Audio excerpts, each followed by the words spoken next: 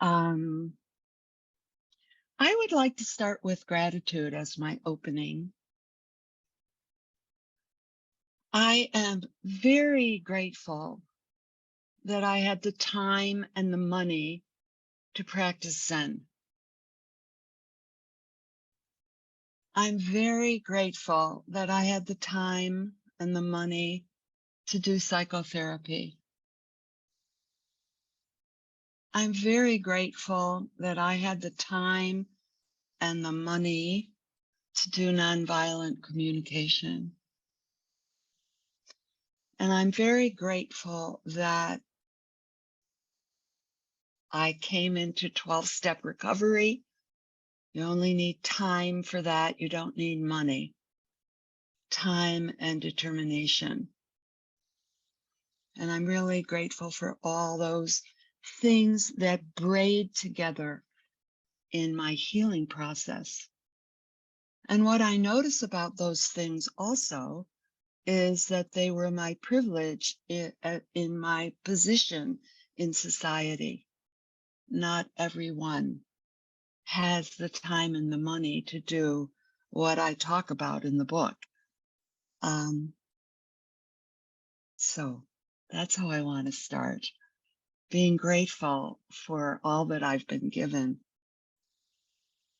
I've gotten so many gifts right now from writing this book. I'm overwhelmed with gratitude, actually, because it was very difficult to write such an intimate book. You'll see it's quite frank. It's shockingly frank, I would say, especially for Zen and a Zen teacher who often we think professionally we should not share what we've been through and just talk about the Dharma. But in some ways, that's the point of my book, that I don't think that's the right way to do it. I think that's a very male, patriarchal, if you'll allow me to say, way. And a woman's way, from what I'm seeing or observing, is has a lot to do with story. It has a lot to do with integration of what we're learning from our sitting into the life that we're beautifully given. And that integration is what I explore a lot in the book. So I came into Buddhist practice when I was about, well, young, 23 or so, and I was a mess. I was my emotional body was in great turmoil. And because of various traumas I had as a child. And I think that a lot of us have various traumas we've had as a child. Sometimes I joke that we should just say trauma instead of dukkha, but nevertheless, and I got a lot from zazen, from the teachings, from monastic practice. It really, really helped me in so many ways. But also, it wasn't enough to help me straighten out my psychological and emotional distress, because Zen doesn't actually practice like that. Our practice is, well, it doesn't have many tools in that arena. And at one point, I felt like I had a hole in my heart chakra. This was after 10 years maybe of doing sessions. I just didn't feel like there was something missing. I felt missing about relationships, about healing, about talking even. And I started to explore other Buddhist sects, the Tibetans and the Insight, Theravada Insight groups. And I started to pull from them emotional, or what I call compassion practices. And maybe we all do that. Maybe you guys do that. I mean, this is years ago. And when I had my own Zendo, I started to use these a lot. And some people said it wasn't Zen. But we all got used to it, frankly, after a while. Trying to really incorporate this side of life. So in zazen, this is a Katagiri Roshi metaphor. He said, life goes by so fast, we can't process everything. So we make it into a cud, like a cow, and we stuff it in to different parts of our body until we have the time to burp them up and digest them. And that's what he used to call zazen, was a time where you would burp things up and digest them. Sometimes he even called it psychic vomiting. You know, sometimes in zazen it feels like that. So intensely deconstructing our stories. So zazen's wonderful in that respect for helping us heal trauma. And I needed more than that. And I needed help. Like, I felt like, gee, if someone would have just taught me a loving kindness meditation during that time, it would have helped me so much to be able to hold what I was processing inside. So I think one of the principles of no centralized self is to somehow disidentify with our stories. And I think that the way that traditional Zen has been taught has been to transcend or go up or see through or some kind of transcendent point of view. And I would like to say that there's been a bias towards transcendence and emptiness, studying the great wisdom teachings, that didn't include or dismissed what I'm calling the descending aspect of spirituality. And I'm using descending in the most loving, lovely way, like really learn. It's also, you know, Dogen talks about enlightenment, but his last, I don't want to call it a stage, but the last thing he talks about is returning, and he calls it returning to delusion. That's the translation. Of course, translations are not very good usually. So returning to the manifest world and really being able to express whatever insight or wisdom or emptiness teachings you understood. For me, the most important thing is to integrate it back into my manifest life, my human behavior, being able to express the precepts. And I feel that there's a imbalance in Zen right now that needs to be remedial. There needs to be some remedial work. And I know it's being done. So 21st century is going to look, 21st century Buddhism is going to look different.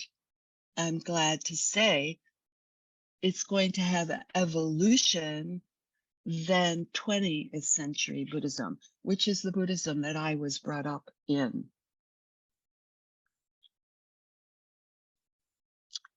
So the book is pretty much my exploration of the Baijan Fox koan in Book of Serenity 8. Now, I am not going to deal with the koan, and many, I'm sure some of you know the Fox koan. It's a main koan about karma, digesting karma. But the two lines that I would like to bring forth is, let's see, where are they? A practitioner does not fall into cause and effect, but a practitioner is not blind or does not ignore cause and effect. So this is the razor's edge that I was exploring in the book, because I believe the book has a very solid foundation in Zen practice.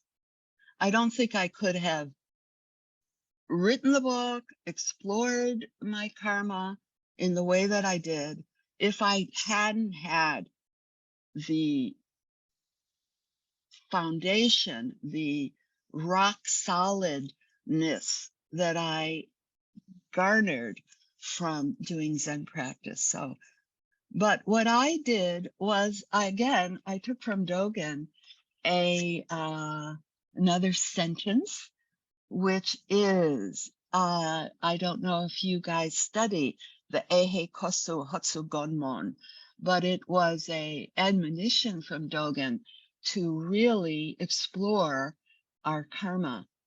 And one of the things it says is, quietly explore the farthest reaches of these causes and conditions, as this is the exact transmission of a verified Buddha. Confessing and repenting in this way, one never fails to receive profound help from all Buddhas and ancestors.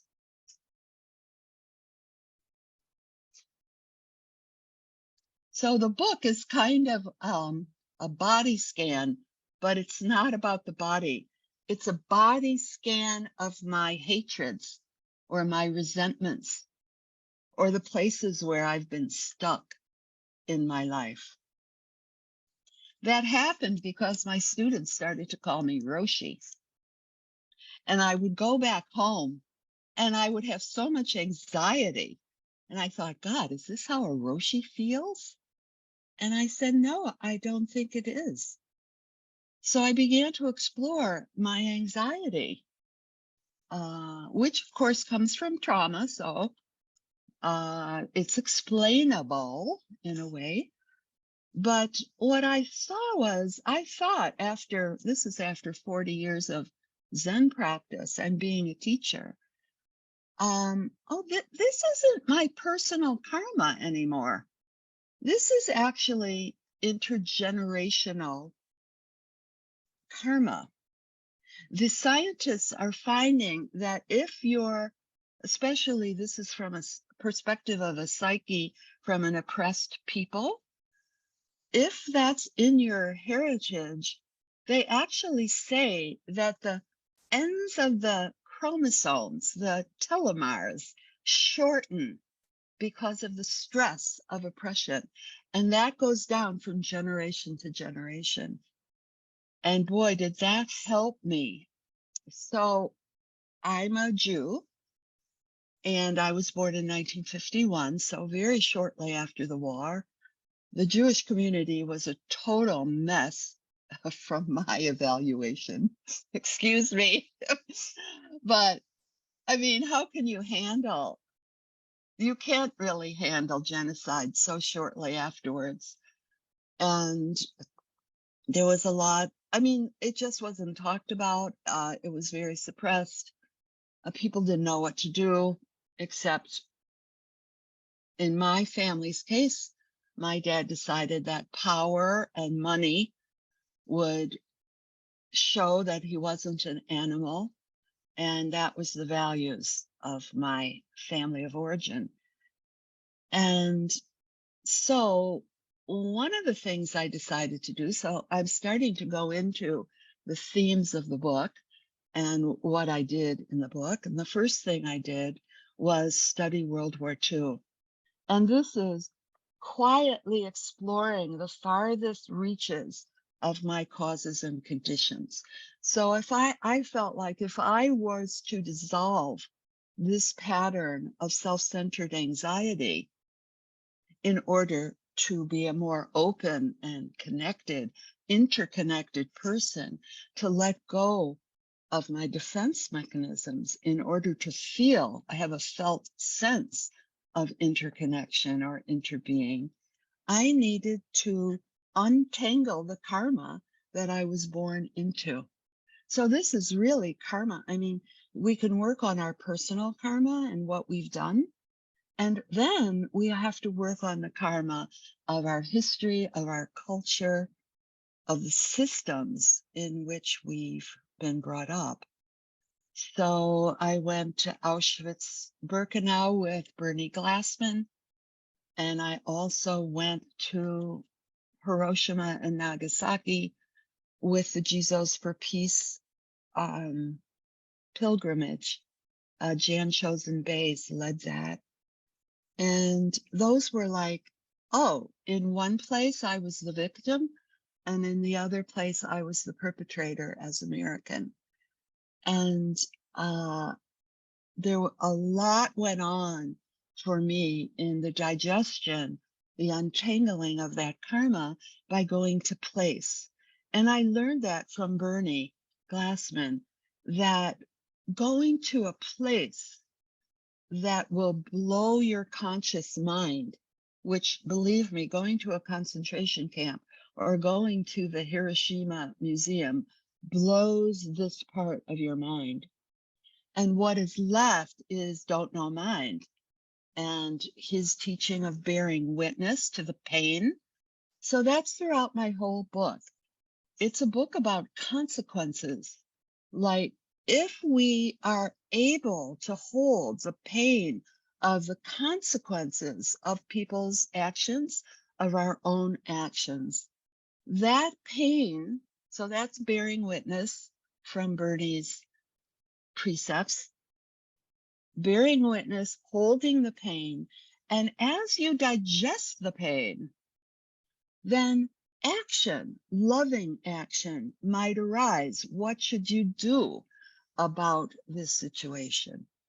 And a lot of times there's not very much to do, but often there is something to do within the sphere of your life, even if it's as small as writing a letter, which was Thich Nhat Hanh had a huge role. Actually, both of those men, may they rest in peace, my teachers who have died. Thich Nhat Hanh, their community wrote hundreds of thousands of letters on the freedom for the Vietnamese people. So they were very engaged, but in a loving way. Because I think this exorcism of hatred that I feel the book did, not entirely. So here I'm going to put in my 80%. I am happy with 80% healing. I think that's fabulous. Oh my God, I'm 80% healed. And I think that's the same with enlightenment. Oh my God, I 80% get it. Most of the time, I'm working from a non-selfing place. Sometimes not. That's the 20%. But boy, if you can get up to 80-20, that's fantastic. You know, so I'm working on 80% healing. Now, where was I? Oh, about the pain of the consequences, giving us the energy to go forward. So in all of my different chapters, one's about Jewishness in World War II. There's one on sexuality, because I was sexually abused, and also because I don't think Zen talks enough about the precept of do not misuse sexuality. We could really, for each of us, really go into that. This is a precept, and I think it would really help our Sanghas not to have all these explosions if we were really working with and digesting the precepts. Mindfulness is great, but mindfulness is neutral. When mindfulness is profound, it is in alignment with your intention, wise intention, and with the precepts. Now, mindfulness in alignment with wholesome intention is the way I see working with my manifest life at this point. So one thing the book did for me was I took all these things. So, I also wrote, there's a chapter about recovery and healing from my asthma. And there's I think a pretty beautiful chapter about race, the last chapter. And one thing I want to go back to this idea of the psyche of the oppressed. What I got from internalized anti-Semitism was self-hatred, very deep self-hatred, and also fear that if I showed who I was in public, I would get annihilated. Now, that's not true in this climate. Of course, there's still a lot of anti-Semitism, but I'm not going to be killed on the street. Now that might be a little bit different for an African American. Maybe they would be, but what I'm learning from having gone very deeply into the causes and conditions of oppression, it seems like other oppressed people have the similar psychic response to oppression: self-hatred, deep fear, congregating with only people of your same grouping, secrecy sometimes. So what I've seen as the book is starting to be read is that people of color who have been oppressed are getting something also from just me talking about the inner psyche of being Jewish. And that, for me, is the dissolution of the story. So what I did with the story was I went into my story and very deeply as I could. And where I got at the end of that exploration was Avalokiteshvara was right there. Kindness and compassion for the dukkha of the world and the dukkha of my life. And the other thing I found is interdependence, that I am made up of non-I elements. That's a Thich Nhat Hanh phrase. And maybe I should read that paragraph from the book. So this was being in Hiroshima. For the Jesus for Peace, I had to shave my head for 2 weeks. We needed to look like priests from a Japanese standard. So I shaved my head for 2 weeks. I wore all Japanese clothes. I did my best to represent a Buddhist priest, an American, white, Jewish, feminist. I mean, it was hysterical, all the identities I had when I went to this place. And I looked like a man besides, which was always hard for me whenever I shaved my head. My inner 13-year-old girl would just scream, like, why are you doing that? Why are you looking like a man? She didn't care that I was shaving the roots of my karma. She wanted to be pretty, my young girl inside. Anyway, I'm trying to be pretty for her now, as you can tell. I'm not wearing black. I'm wearing a lot of color, and I grew my hair long. Anyway, that's a little beside the point. But so I was there in this very complicated position of identity. And this is one of the things that I wrote. I came to realize that I, Judith, was a reaction to all the issues of the previous generation. My life had been a reaction to my parents, to World War II, to the cultural influences of hippies, and to other events. it seemed that all of the most important decisions of my life, who I would marry, what my religion and career would be, had been made from an aversive reaction to my parents and Jewish history. Choosing Zen meant choosing the religion of the enemy, the Japanese. My blue-eyed, blonde, Goyish husband, who has German ancestors, fits into this same scheme of oppositional defiance. I was aware of how rebellious my sad, angry, hurt teenage self had been, but I had not understood the extent of her conditioning and reactivity. Now I realized that I was made up of all these non-I elements. Even though I had studied the teachings of Buddhism for many years, still I had unconsciously presumed that there was a central place in myself that had made many of the major decisions of my life. And that was a very deep understanding of no centralized self, that the causes and conditions in which I was raised, which are current now, I am a reflection. I am interdependent with all those causes and conditions. And that profound realization that I had on the streets, I think it was actually in Nagasaki, on the streets of Nagasaki, has really changed my life. And it took my Zen practice from me, mine. It seemed, even though I had studied for so long and I had taught for so long, I was still thinking of enlightenment as something that was going to happen to me, something that was going to make me transcendent.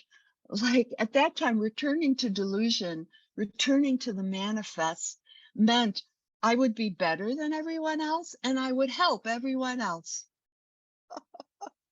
Oh dear, how obnoxious and self-centered can you be to put that's a breaking of a precept, putting myself above and others below.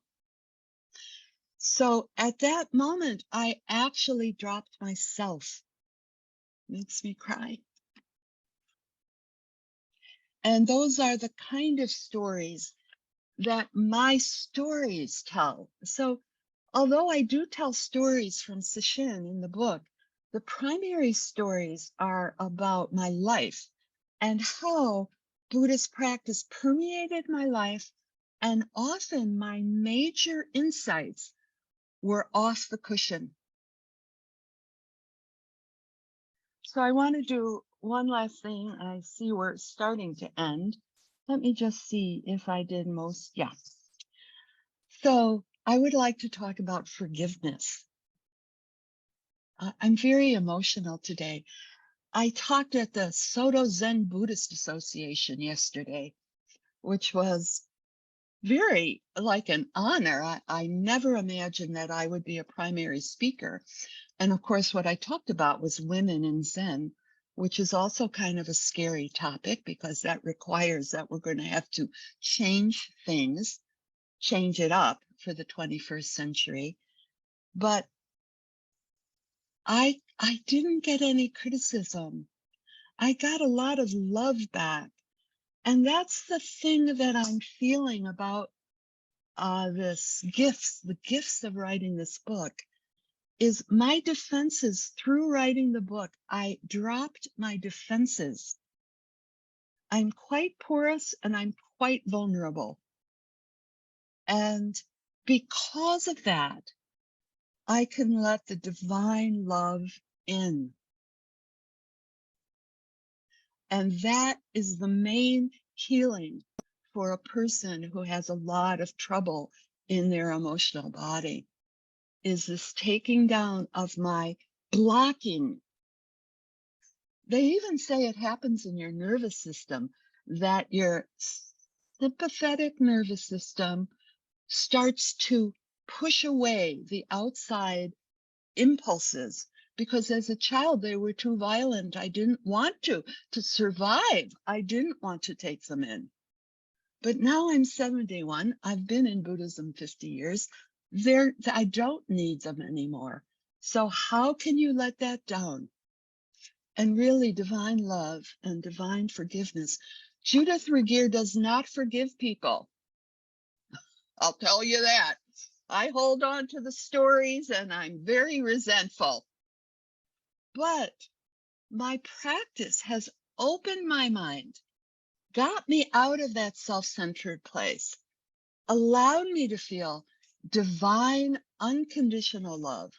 And therefore, I can do that now for myself, 80% for myself and for other people.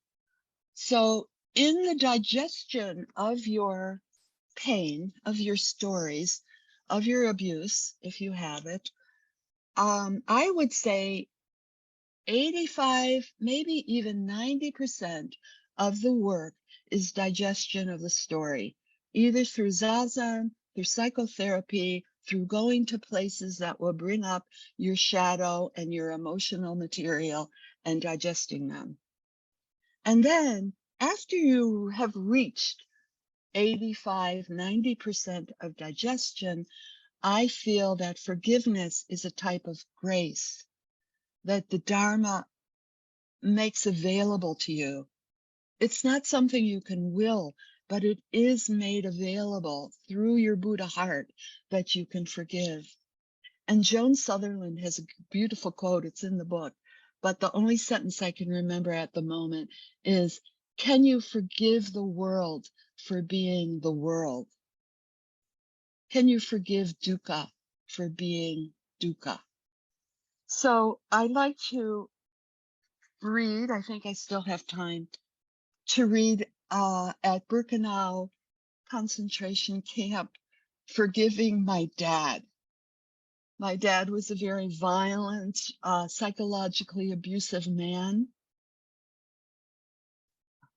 And I'll just say, I'll leave it at that. His children have deep scars from his rage. And this is where I understood the causes and conditions of my father's rage. And because you understand, or you have some knowledge of the causes and conditions, your hold on your resentment can loosen or dissolve.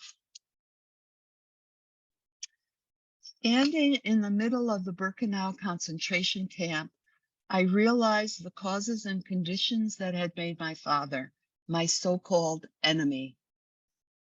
And he became a human being in my eyes. I saw beyond my limited and preconceived intellectual understanding of who my father was and the conditions that had shaped his psyche. My heart opened to the causes of my father's rage. It struck me like lightning in a moment of insight and release as I was moving in a long stream of retreat participants toward the front gates for a lunch of bread and soup. All of a sudden, with no warning or intention, I found myself dropping to my knees, my head bent over and my hands on my heart.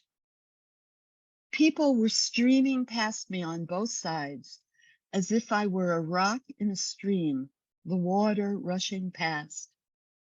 In this moment out of time, huddled forward over my knees, I forgave my father, and I asked him to forgive me. Crying and howling with grief for my ancestors, for my parents, and for me, I saw the many repercussions of the violence and dehumanization that had happened in Birkenau and in my people's lives and their connection with my own life.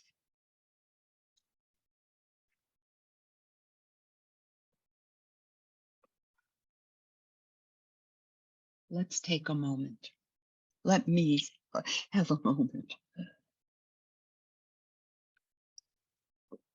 So the way I like to end is with kintsugi. You might know kintsugi. It's a Japanese craft where they take a broken vessel and they glue it's pottery, usually a bowl or something. They glue the shards together, and then they put gold or silver or porcelain in the cracks. This is a picture, you probably have seen these, of kintsugi pottery. I mean, they're just beautiful. And they show the gyo. Do you guys know the word gyo? Hanyashin gyo. That's the patterning of life, the flow of life. And I feel, I wrote this in the epilogue, a little bit like this vessel. I had split off parts of myself all over. And I have to say that Zen did not particularly help me with split off points. It helped me with who I thought I was, but it did not help me with the parts of myself that were in the shadow, that were my split offs. And this book is a lot about taking the split offs, understanding them, and loving them back. So for me, this shattered me that I had after so many bad things, I took them together and glued them. And the gold is whatever understanding I have now of love or compassion or gentleness. That's my main intention in my practice these days, is to learn how to be gentle and kind, coming from a very violent background. It's not easy. I didn't even know what it was. And then I started doing these compassion practices and started learning from other people, and my children's feedback, which was very hurtful, but broke my heart open. These are the ways I'm learning about love. And I'll just end by saying, I think our world is shattered at the moment, pretty broken. And I don't know how we're going to do it, but I think it's a Buddhist vision is that we'd be able to pick up the shattered pieces, glue them together, and have there be love as the glue, as the mending, as the healing. So we do have a little time for people's reactions or comments. Thank you so much, Judith. I think we should use the raise hand emoji, and that way we can include people who are in the physical Zendo, as well as people who are online. I'm sure many people have questions.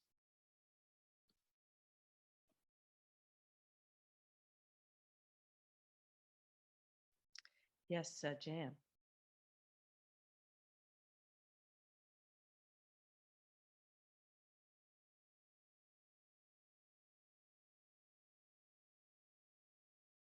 Thank you. Okay.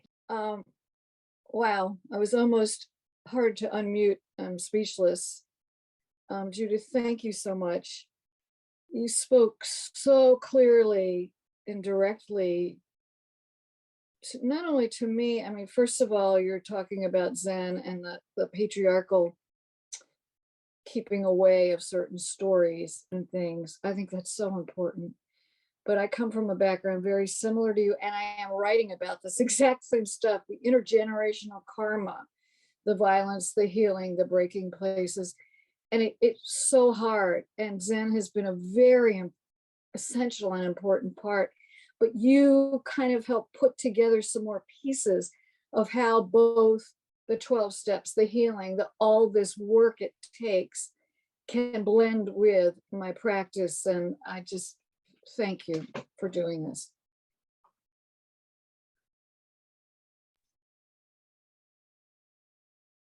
Am I the one to call on people?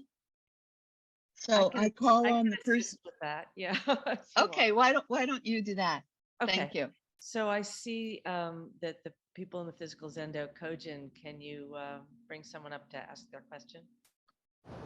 Yeah, and we It have does. agreed from here if that's okay. Thank you very much for the talk. I guess my question was, you mentioned that you see Buddhism changing in the 21st century, and I was wondering what that would look like for you. Is it reorganizing the way we practice practically in the Zendo to sort of incorporate an exploration of causes and conditions, or is it an invitation to acknowledge what Zen has to offer and then seek other paths to address these causes and conditions, or a combination? Or I guess I'm just curious what the 21st Buddhism you mentioned would look like. Thank you. Well, thank you. I talked about this to the Zen teachers yesterday, so it's very current. Basically, I don't know what we should do. So that's one point, don't know mind. And the second point is I think it will be a collective effort of people speaking up a lot and the collective figuring out what needs to change. Now, I feel, from my point of view, I had it in my, let me see if I can find it from yesterday's lecture. It was so good. And this is just a quote from my friend Pamela Weiss.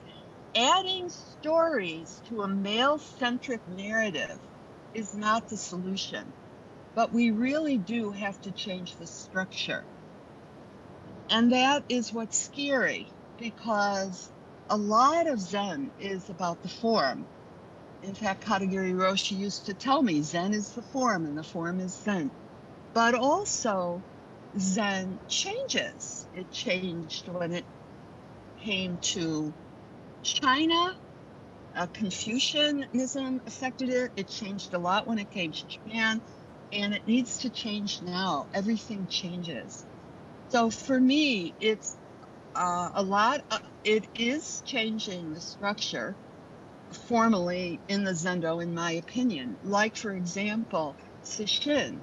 When you're working with lay people, to ask people to come from their lay life, they just closed their office, they just changed, left their kids with someone else, and you come to Sesshin and you're slammed into this very difficult schedule. And then at the end, you're slammed out and you walk home or you drive home and open the door and there's your life. And there's no rest in that. Maybe it works monastically. I'm assuming it works monastically. But that slamming is violent to me, is the breaking of the first precept.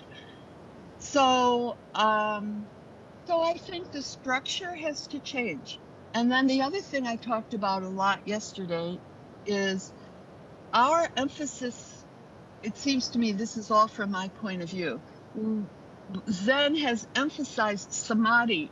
The three bases is wisdom, unification of the mind, prajna, samadhi, and sila, or ethics. And in my view, the last 50 years, we have emphasized samadhi to a dangerous degree because it's not in alignment with ethics. So I would like to see people remedially really bringing in sila. How do we change behavior? How do we have sexual wholesomeness? All the paramitas and sila. So that's a very quick answer to your question. Thank you, Judith. I see we have a question now from Maya. We'll just try to take a couple more, squeeze a couple more in before we end. Thank you, Gesho. Hi, Judith. Hi, honey. Hi. So good to see you. Dear Village Zendo, my name is Maya, and Judith is my root teacher, and I'm also the co-chair of the New York Sangha supporting refugees with Chant to Chant. So it's wonderful to be with all of you for the first time for the first time today. Judith, Sangha Supporting Refugees is it's like a grassroots group that brought together Sanghas, and Chad to Chant, who sits with Village Zendo, started it, and he said he sent a Sangha-wide email saying, would anybody, is anybody interested? And I said, Chad, my name is Maya. I'm from Minneapolis. I did this work for 10 years. Can I help in any way? And so that's how I'm connected to Village Zendo right now.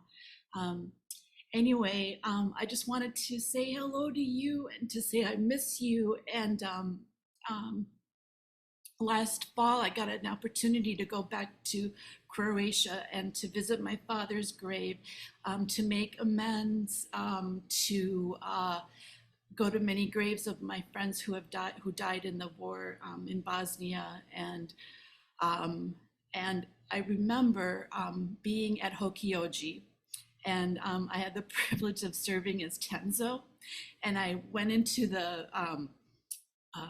Zendo to grab the offering, and I stopped and I looked at Katagiri Roshi's image, and I said, like, I don't know what I'm doing here. This Croatian girl in Minnesota, practicing zazen in recovery, like, what the hell, what's going on here? And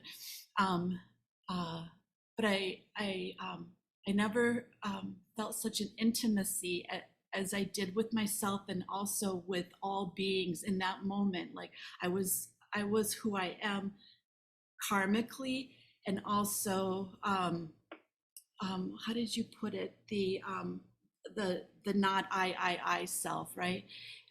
So here I am in Brooklyn, and here you are, and here's all these wonderful people, and I'm just so grateful, and what a life, huh? Yeah, I don't know what else to say other than thank you. It's nice to see you. Nice to meet everybody.